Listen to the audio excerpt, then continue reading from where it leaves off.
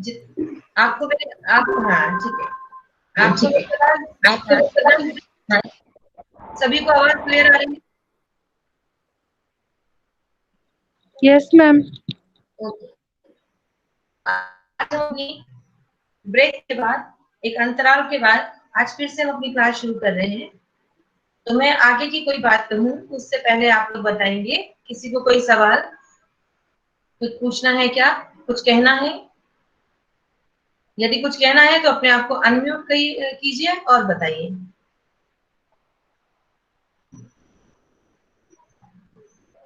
चलिए, अगर कुछ नहीं कहना है तो पहले हमने जितना भी पढ़ लिया है, जो भी हमारे चैप्टर्स कंप्लीट हो गए हैं, किसी भी चैप्टर से रिलेटेड किसी को कोई डाउट है क्या? अच्छा, मानवी, पूनम, प्लीज आप लोग अपना वीडियो ऑन रखिएगा। वीडियो ऑन रखिए बेटा। फेस दिखता है तो समझ आता है कि आप इस स्क्रीन के उस पार हो, वरना ये समझ में नहीं आता कि आप उस पार हो या नहीं हो। और आपके जब तक फेस एक्सप्रेशन नहीं दिखते तो आगे की बात कंटिन्यू करने का भी समझ में नहीं आता। इसलिए प्लीज आप अपने चेहरे दिखाते रहिएगा। और जितना डिस्कशन हमारा हुआ था, अगर उससे संबंधित कोई भी डाउट है तो आप पूछें, और डाउट नहीं है तो फिर हम आगे का आज का डिस्कशन शुरू करें। और अगर कोई जरूरी बात है तो आप अपना वीडियो ऑफ कर सकते हैं फॉर फ्यू सेकेंड्स और मिनट। और जब आपका वो काम हो जाए, पानी पीना है, कुछ कहना है, कुछ सुनना है किसी से, पहली बात तो डिस्ट्रक्शन होना नहीं चाहिए। बट यदि कोई बहुत अर्जेंट है तो आप उस आवश्यक कार्य को करके जल्दी से वापस आप अपनी क्लास में आए। तो जैसे हम अपने स्कूल में अटेंटिव रहते हैं, अपनी क्लास में डिवोटेड रहते हैं, वही महसूस करते हुए वही फीलिंग आपको लानी पड़ेगी। जैसा मैंने आपसे ब्रेक पर जाने से पहले भी कहा था कि अभी जो परिस्थिति चल रही है, अभी ये विचार छोड़ दीजिए कि हम जब स्कूल में आएंगे तब सिंसियर होंगे। पूरा पूरा विचार रखिए कि आप स्कूल में ही हैं। क्योंकि जब मैं पढ़ाती हूँ मैं बिल्कुल ये नहीं सोचती कि मैं स्कूल में नहीं हूँ। हाँ, कभी कभी सोचने पे मजबूर होना पड़ता है जब नेटवर्क प्रॉब्लम होती है, जब नेटवर्क हमें क्लास से बाहर कर देता है। अदरवाइज जब हम स्कूल में थे तो क्लास से बाहर करने की किसी की हिम्मत नहीं थी, लेकिन अभी नेटवर्क को परमिशन है कि वो हमें बाहर कर देता है। तो उसकी इस हिमाकत को हम बर्दाश्त करते हैं। और कभी आपके साथ भी ऐसा हो जाएगा कि पढ़ते पढ़ते आप आउट हो जाएंगे बिना ये पूछे, ma'am may I go to somewhere. तो आपको भी माफी है, मुझे भी माफी है, क्योंकि इसके लिए जिम्मेदार फिर टेक्नोलॉजी है। लेकिन जहां तक संभव हो कोशिश कीजिएगा कि हम एक दूसरे से जुड़े रहें।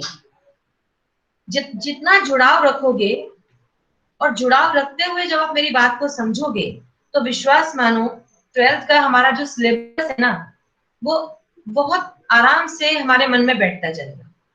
Do not wait for the last moment कि जब एग्जाम का टाइम आएगा, जब कोई असेसमेंट का टाइम आएगा, तब हम सिंसियर होकर पढ़ेंगे।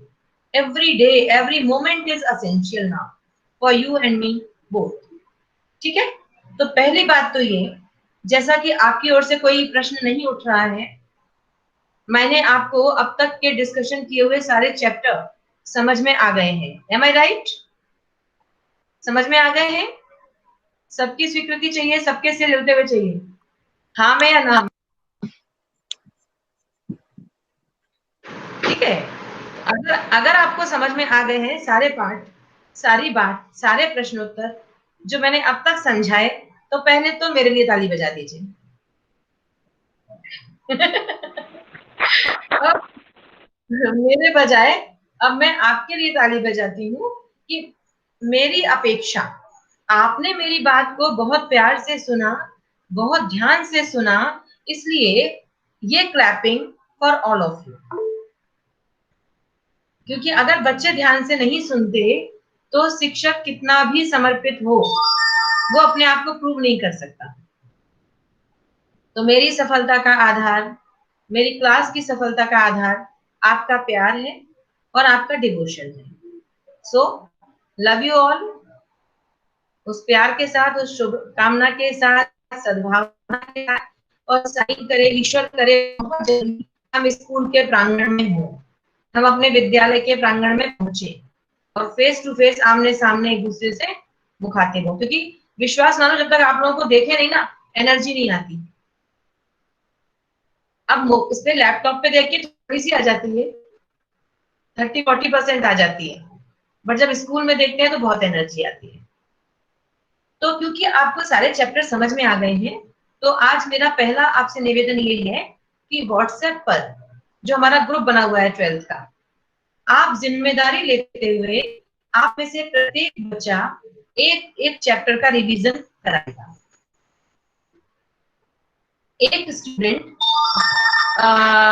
या दो बच्चे मिलकर किसी एक चैप्टर का भी करा सकते हैं, रिपीट भी कर सकते हैं, कोई प्रॉब्लम नहीं। एक एक चैप्टर को हम ऐसे रिवीजन करेंगे कि बोर्ड के लिए हमारा कंप्लीट प्रिपरेशन हो जाए उन चैप्टर्स की जो डिस्कस हो गए। डन। फिर मैंने आपको एक वीडियो भी भेजा था, आपने देखा था, बात सीधी थी पर। कितने बच्चों ने सुना उसको? Raise hand. हाथ खड़ा। Very good, very nice. Anjali, आपका हाथ खड़ा नहीं, आपने नहीं सुना? बात सीधी थी पर। वेरी नाइस पूनम, आस्था, गुड। हर्षी, मानवी। अच्छा, जिन्होंने नहीं भी सुना हो तो प्लीज सुनिएगा, क्योंकि 12th क्लास के हिंदी स्टूडेंट वाले ग्रुप में वो वीडियो मैंने भेजा है। बात सीधी थी, है ना? कैसे वो टेढ़ी हो गई, कैसे वो उलझ गई। अच्छा, रचनाकार कौन है, कोई बताएगा?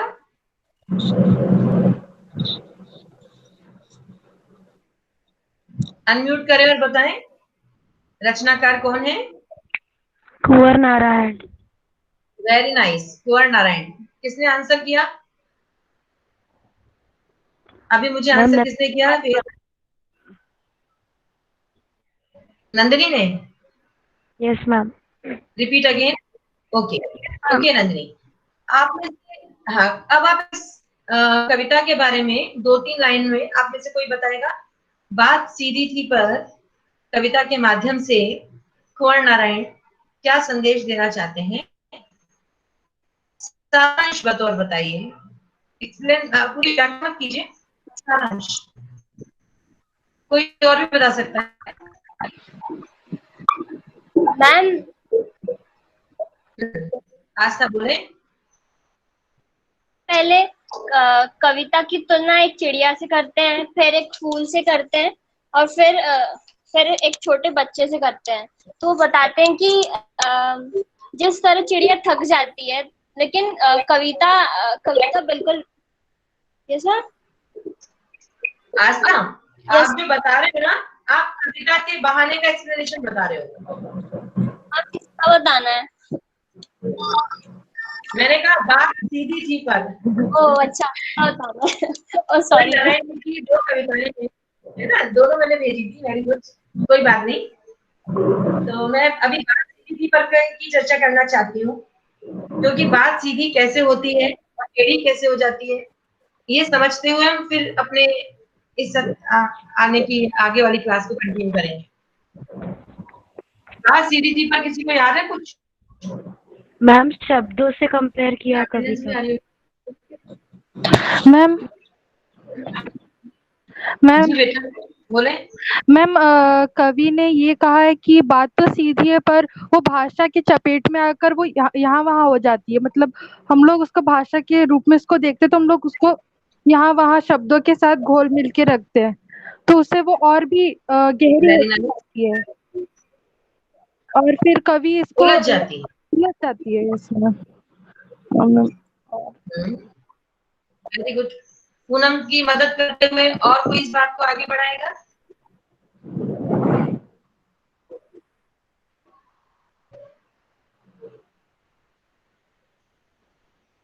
और मैम ये है कि ना जब कवि कील को ठोकते ही जाते हैं, मतलब उसको मतलब ये कोशिश करते हैं कि उसमें भाषा वाली चीज नहीं आनी चाहिए, तो फिर वो ये देखते हैं कि उसमें इतना अर्थ नहीं रह गया है और भाषा ही उस पर उन पर मुस्कुराकर बोलती है कि ऐसे कुछ है ma'am. Very good, very good, बहुत अच्छा, बहुत सुंदर समझा है आपने। ये आप देखो, वर्ड टू वर्ड एक्सप्लेनेशन नहीं हो रहा, कोई बात नहीं। आपको जैसा पूनम ने बताया, आई थिंक अब आपको बात समझ आई होगी कि संक्षेप में कवि क्या कहना चाहते हैं। अच्छा, आप में से किसने सभी इसको पढ़ा नहीं है, बात सीधी दी पर को सुना नहीं है, ना सुना है ना पढ़ा है? हाथ खड़ा कीजिए प्लीज। अंजलि, ओके अंजलि, पूनम ने अभी क्या बताया, जस्ट रिपीट।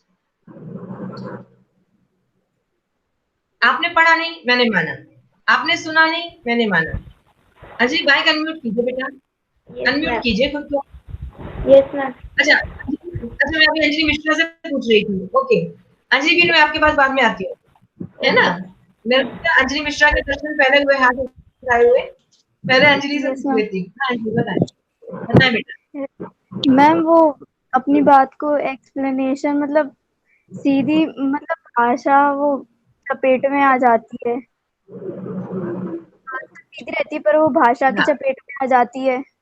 हाँ, देखो मुझे पता है आप सारे बच्चे बहुत सिंसियर हो, मुझे पता है। लेकिन पता है, कई बार जब हम लोग फिजिकली होते हैं ना, और ये हमारा मन कहीं की यात्रा पर निकल जाता है, तो आप पर मुझे भरोसा है, लेकिन आपका मन बड़ा गतिशील है। उसको बांधे रखने के लिए, आपको पता है मैं क्लास में भी ऐसी हरकतें करती हूँ, और यहाँ भी कुछ कुछ चलेगा। तो जिसने पढ़ा है, जिसने सुना है, बहुत अच्छी बात है। लेकिन जिसने नहीं सुना है ना, उसका, उसकी एकाग्रता, उसका जो ध्यान है, और ज्यादा सक्रिय होना चाहिए। इस वजह से वहां नहीं सुन पाया, नहीं देख पाया, माफी है, कोई बात नहीं। लेकिन अब जब हमारा एक साथी यहाँ पे आपको एक्सप्लेन कर रहा है संक्षेप में, तो कम से कम हम शब्दशः उसकी बात को सुने, वर्ड टू वर्ड हम उसे सुने। ओके, वेरी नाइस अंजलि, आपने सुना कि भाषा की चपेट में आ जाती है क्या, हमारी कविता, हमारा भाव। अब इसी बात को थोड़ा और कंटिन्यू, क्योंकि पूनम ने एक से दो से ज्यादा लाइन बोली है। अब अंजलि भी आप कंटिन्यू करें। मैम पूनम ने बताया कि जब कोई भी बात बहुत सिंपल होती है, बहुत सीधी होती है, उसके बाद भी भाषा अगर कठिन हो तो लोग उसे समझ नहीं पाते किसी भी गुड। बात। हाँ,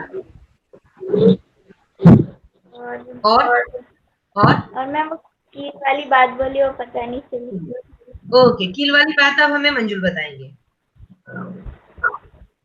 अंजलि भी, थैंक यू। सही रहा, गुड। हाँ मंजुल, कील संबंध में कुछ आपको याद आ रहा, नहीं याद आ रहा है? कील के बारे में नहीं, पर वो जो उससे पहले बोला था वो याद है अच्छे से। हाँ, बिल्कुल, वेरी गुड, जो बोला था वो बताएं, जो याद हो वो बताएं। मैम ये बोल रहा था कि बात तो सीधी होती है, पर जब उसके साथ हम भाषा के साथ हम उसको जोड़ देते हैं तो यस, कठिन हो जाती है, वो और बढ़ती चली जाती है।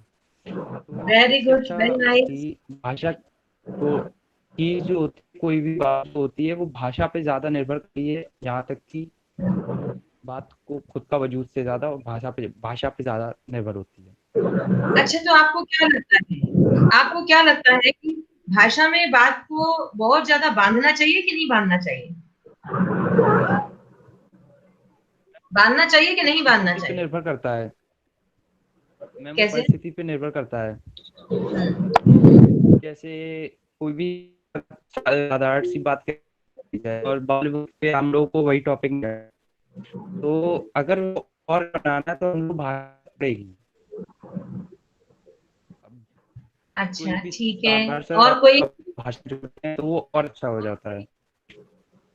अच्छा ठीक है, और कोई मंजुल का समर्थन और खंडन करना चाहेंगे? मंजुल की बात का समर्थन या खंडन दोनों आप कर सकते हैं, खंडन और मंडन। समर्थन को मंडन कहते हैं, ठीक है। हाँ, बताएं मंजुल की बात में कौन सुर में सुर मिलाना चाहता है, और कौन मंजुल की बात के विपरीत जाना चाहता है कि हमें क्लिष्ट शब्दावली का प्रयोग करना चाहिए।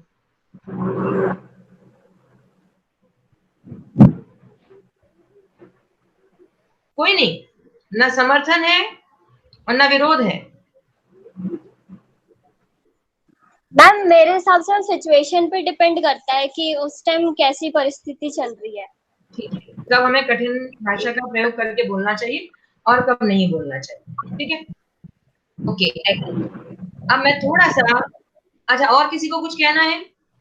हमारे पास आज पूरी क्लास में मुझे मिलाकर 13 लोग हैं हम, यानी 12 विद्यार्थी प्रेजेंट हैं, 5 एब्सेंट हैं आज की क्लास में। वो हम बाद में फाइंड आउट करेंगे क्यों, लेकिन जो 12 हैं उनमें से मुझे जो सामने दिख रहे हैं 1 2 3 4 5 7 8 12 और बाकी और जो भी, माने कि गोविंद आपका पार्टिसिपेशन नहीं हो रहा है क्लास में, और भी जो भी है जिनका पार्टिसिपेशन नहीं हो रहा है, प्लीज, हिंदी की क्लास की सफलता निर्भर करती है कि आप कितना सहभागी होते हैं और आप कितना पहुंचते हैं। तो आप प्लीज, एक तो टास्क आपके लिए मैंने ये दिया कि हम जितना कुछ पढ़ चुके हैं आप अपनी स्वेच्छा से एक एक चैप्टर चुन लीजिए, चाहे वो वेतान का हो चाहे आर्यों का हो, आप एक चैप्टर चुन लीजिए। ऐसा भी हो सकता है कि एक ही चैप्टर को 5 बच्चों ने ले लिया या 4 बच्चों ने ले लिया, कोई बात नहीं, जाने दीजिए। तो आप चैप्टर ले लीजिए और एवरी डे हर क्लास में हम कंटिन्यू करेंगे। जब एक चैप्टर का डिस्कशन पूरा हो जाएगा 4 या 5 या 2 या 3 या 1 बच्चे के द्वारा, फिर हम दूसरे चैप्टर पे आएंगे। तो आप व्हाट्सएप ग्रुप में देखिएगा जिससे मैं डिसाइड कर सकूं कि हम क्या क्रम रखेंगे। दूसरी बात ये कि भाषा की बात और कविता के बहाने, और आई थिंक मैंने कैमरे में बंद अपाहिज, यहाँ तक मैंने आपको वीडियो बनाकर भेज दिया है, सुनिएगा। बहुत इंटरेस्टिंग कविताएं हैं ये सारी, बहुत आसान भी हैं और आपकी जिज्ञासा को बढ़ाने वाली हैं। और जितना ज्यादा आप अपनी शब्द शक्ति का प्रयोग करते हुए पार्टिसिपेट करेंगे, उतनी जल्दी आप अपने आप को पॉजिटिव वे में महसूस करेंगे, मोटिवेटेड महसूस करेंगे कि हाँ मेरा कम से कम हिंदी सब्जेक्ट कंप्लीट हो गया। Again and again I am saying कि आप ये मत सोचिए कि I am waiting for the last moment. If your Hindi is done, then you have enough time to think about other subjects. Please prepare well.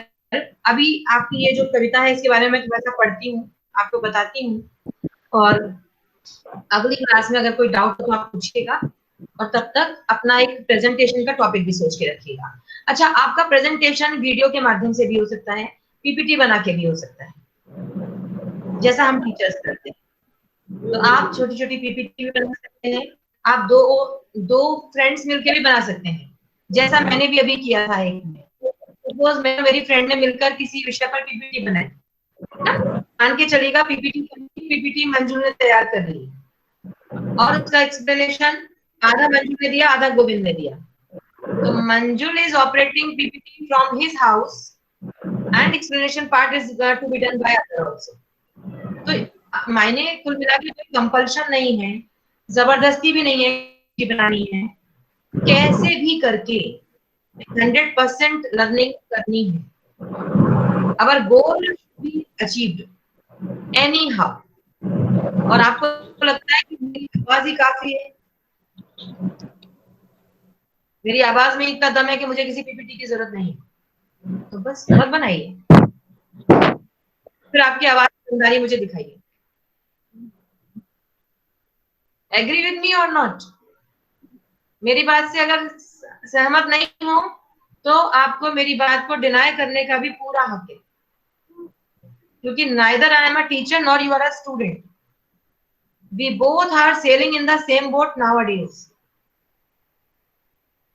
ठीक है, तो एक दूसरे का हम सहयोग कर रहे हैं, हम एक दूसरे के सहयोगी बने हुए हैं इस समय। आपका सहयोग होगा तो मैं पढ़ा पाऊंगी, मेरा सहयोग होगा तो आप पढ़ पाएंगे, बस इतनी सी बात है और कुछ नहीं। तो अब मैं थोड़ा सा इस पोएम के बारे में बता देती हूँ। पूर्ण नारायण जी की रचना है, कविता है, क्योंकि अभी आप लोग शायद बुक, अच्छा किताब कितने बच्चों के हाथ में है इस समय? Good, very good, good good good, very nice. अच्छा किताब है तो फिर भला मैं क्यों पढ़ूं? चलो, अभी तक मेरे को किसकी आवाज सुनाई दी? मानवी की सुनाई दी थी। मानवी किताब है, पढ़े स्टार्टिंग लाइन। बात सीधी थी। माइक ऑन, मानवी माइक ऑन। हाँ पढ़े स्टार्टिंग वाले, माइक ऑन करें, अब पढ़ें। बात सीधी थी पर एक बार भाषा के चक्कर में जरा टेढ़ी फंस गई। उसे पाने की कोशिश में भाषा को उल्टा पलटा, तोड़ा मरोड़ा, घुमाया फिराया कि बात या तो बने या फिर भाषा से बाहर आए। लेकिन इससे भाषा के साथ साथ बात और भी पेचीदा होती चली गई। सारी मुश्किल को धैर्य थोड़ा सा रुकेंगे, थोड़ा सा रुकेंगे, हाँ भी थोड़ा सा रुकेंगे। आई थिंक अभी तक आपने जितना भी पढ़ा है, इतनी हिंदी हर बच्चे को आती है, आप में से हर एक को आती है इतनी हिंदी। केवल एक शब्द आया है अब, पेचीदा। इस पूरे आपके पढ़ने में एक ही बात आई है कि क्या हुआ, बात पेचीदा हो गई। किसी को पता है इसका मीनिंग क्या है? पेचीदा मन, पेचीदा मन बताओ बताओ। मतलब मैम जैसे कॉम्प्लिकेटेड सी हो गई, सीधी न होके घूमी घूमी सी हो गई, जिसको हम पहचान ना पाए कि क्या है क्या नहीं है। अच्छा तो ये इस शब्द के निर्माण पर जरा सा अपनी दृष्टि डालें। सिर्फ शब्द को देखें। शब्द क्या है? पेज से बना, पेज से। पेज से बना, पेज से बना पेचीदा, है ना? पेज का क्या रोल है? पेज का रोल क्या है? स्क्रू ड्राइवर ना। हाँ, उसका रोल क्या होता है? अगर कहीं पर उसको लगाते हैं तो उसका रोल क्या होता है? उसे घुमा घुमा के फिक्स करने के लिए। घुमाते तो उसे हमें, मगर पेज का रोल क्या होता है? वो किसी चीज को फिक्स करने के लिए होता है मैम।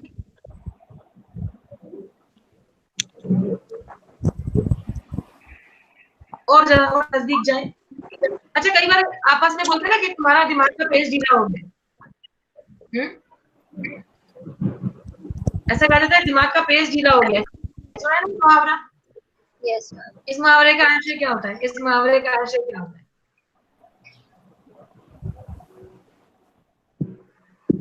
दिमाग का पेज ढीला हो जाना, इस मुहावरे का मतलब क्या होता है? वाक्य में प्रयोग करके बताएं। देखो कविता तो तुम्हें समझ में आता है, मुझे पता है। अब बात है कि हम हिंदी समझ रहे हैं, हम हिंदी पढ़ रहे हैं, और अगर हम हिंदी सिर्फ पढ़ रहे हैं बिना अधिगम किए, बिना समझे, तो कोई मतलब नहीं है। हाँ मंजुल, सेंटेंस बना लिया तुमने मन में, बता दो जल्दी से क्या है? मैम वो दिमाग का पेज ढीला मतलब दिमाग का सही से काम ना करना, या और वेरी नाइस, गुड ना। दिमाग का सही से काम ना करना, दिमाग का अस्त व्यस्त हो जाना, कुछ सोचना, कुछ बोलना और कुछ करना। तब क्या करना पड़ता है ऐसे व्यक्ति के साथ? क्या करना पड़ता है जब किसी के दिमाग का पेज ढीला हो जाता है? फिर क्या करना पड़ता है? पेज टाइट करना पड़ता है। पेज टाइट करना पड़ता है, पेज को कसना पड़ता है। यही मैं आपके माध्यम से जानना चाह रही थी। तो पेज का काम क्या है? पेज का काम है कसना, कसावट लाना। जब कसावट लाते हैं तो फिक्स हो जाती है वो चीज। डन है ना? तो अब तक आपने क्या जाना कि बात जो कवि हमें बताना चाहते थे बहुत सीधी सी बात थी, सरल सी बात थी।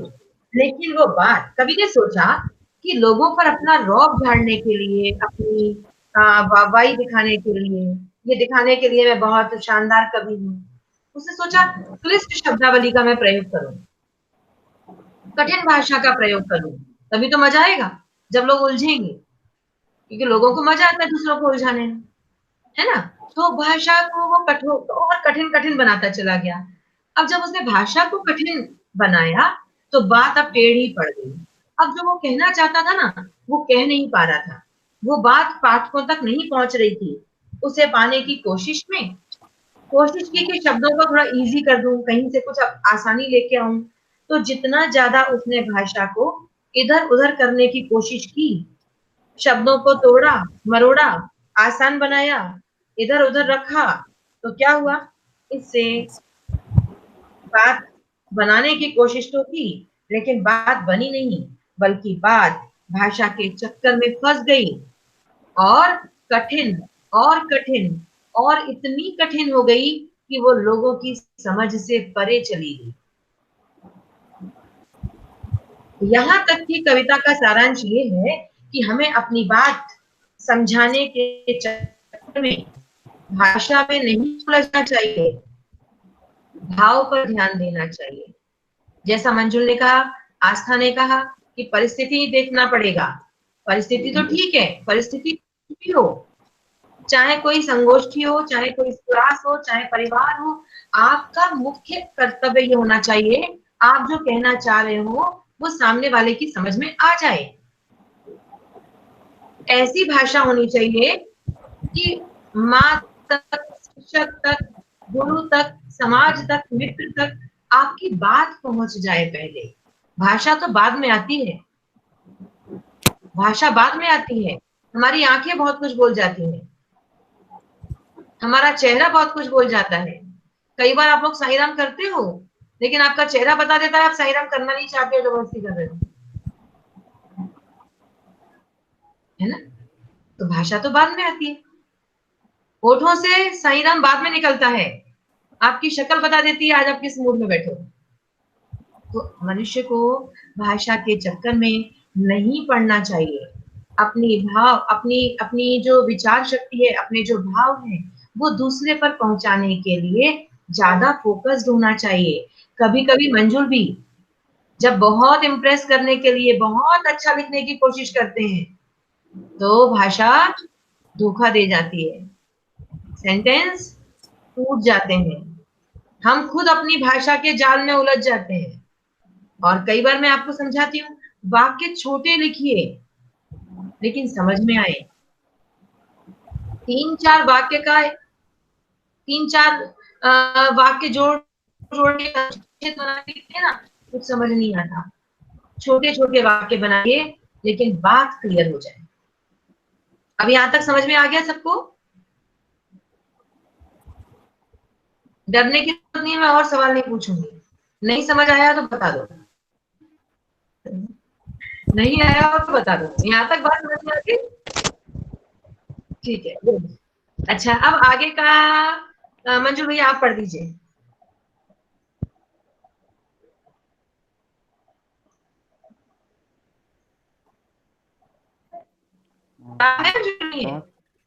हाँ मैम है। पेचीदा से आगे आ जाइए। पेचीदा होती है। सारी मुश्किलों को धैर्य से समझे बिना मैं पेंच को खोलने के बजाय उसे बेतरह कसता चला जा रहा था, क्योंकि कसता चला जा रहा था क्योंकि इस कर्तव्य पर मुझे साफ सुनाई दे रही थी तमाशबीनों की शाबाशी और वाह। आखिरकार वही हुआ जिसका मुझे डर था। बस बेटा, बस बस। हाँ, चलो पढ़ दो। हाँ, फिर आखिरकार वही हुआ जिसका मुझे डर था। जोर जबरदस्ती से बात की चूड़ी मर गई और वह भाषा में बेकार चूड़ी बोलने मर लगी। गई। हाँ, कसावट खत्म हो गई, बात में दम नहीं रही। Very nice. आगे हार कर मैंने उसे कील की तरह हाँ, पढ़िए, चलिए पढ़िए। हार कर मैंने उसे कील की तरह उसी जगह ठोक दिया। हाँ, आगे मैम। ऊपर से ठीक ठाक पर ओके, अंदर गुड। से ना तो उसमें कसाव था ना ताकत। बात ने जो एक शरारती बच्चे की तरह मुझसे खेल रही थी। मुझे पसीना पोंछते देखकर पूछा, क्या तुमने भाषा को सहूलियत से बरतना कभी नहीं तो सीखा? समझ आया? यानी आखिर में भाषा ने कवि का मजाक बनाया। जब देखा कि कवि अपनी हर तरह की कोशिश में नाकामयाब हो गया, वो अपनी बात को समझाने में असमर्थ रहा, तब भाषा ने कवि का मजाक बनाया और पूछा कि पूरी जिंदगी हो गई, क्या तुमने कभी भाषा का ठीक से प्रयोग करना नहीं सीखा? तो इस कविता में जो व्यंग्य छुपा है, जो भाव छुपा है, जो संदेश छुपा है, वो ये है कि भाव प्रमुख है, अनुभूति प्रबल है, अभिव्यक्ति की अपेक्षा। अभिव्यक्ति ऐसी हो जो आपकी अनुभूति को 100% 100% सामने वाले तक पहुंचाए। ठीक है, तो ये इस कविता का सारांश है। इसकी और व्याख्या हम अगली क्लास में फिर करेंगे, क्योंकि मैंने जो वीडियो भेजा है वो सुन लीजिए और आप भी अपने हिसाब से समझ लीजिए। आप अपना कुछ विचार देना चाहते हैं, स्वागत है। ठीक, अच्छा ये बताइए आज गोविंद कहाँ है? मुझे गोविंद की शक्ल देखनी है। गोविंद है कि नहीं? हेड डाउन करके सो तो नहीं गए? गोविंद आप हो? और गोविंद के दर्शन नहीं हुए अभी तक, सोचो आप। पूरी क्लास हो गई। गोविंद माने भगवान श्री कृष्ण। गोविंद कहाँ हो? वीडियो ऑन करो ना, तो तुम्हारे आवाज आ रही है ना वीडियो आ रहा है। गोविंद आपकी मुझ तक आवाज नहीं। हाँ क्यों, क्या हुआ? वीडियो ऑन क्यों नहीं किया? मैम पता नहीं मैम क्या हो गया। अच्छा ऐसा? Yes ma'am. चलो कोई नहीं, अगली क्लास तक, हाँ मैम। अगली क्लास तक समस्या का समाधान ढूंढ लेना। ठीक यस है, मैम। आपका वीडियो मुझे दिखना चाहिए। चलो ओके, बाकी थैंक यू। कोई सवाल बेटा किसी को? ठीक है, तो आज की क्लास हम यहीं समाप्त करेंगे और आपके जिज्ञासाओं के साथ अगली क्लास में मिलेंगे। जिज्ञासा होनी चाहिए, प्रश्नोत्तर होने चाहिए, नहीं तो मजा नहीं आएगा फिर। ठीक है, Sai Ram, ma'am. God bless you, take care, bye bye. Sai Ram. Sairam ma'am. Sairam ma'am. Sai Ram बेटा, साई राम बेटा, राम साई राम। चलिए जाइएगा जल्दी से, जिससे लास्ट में मैं वापस जाऊं।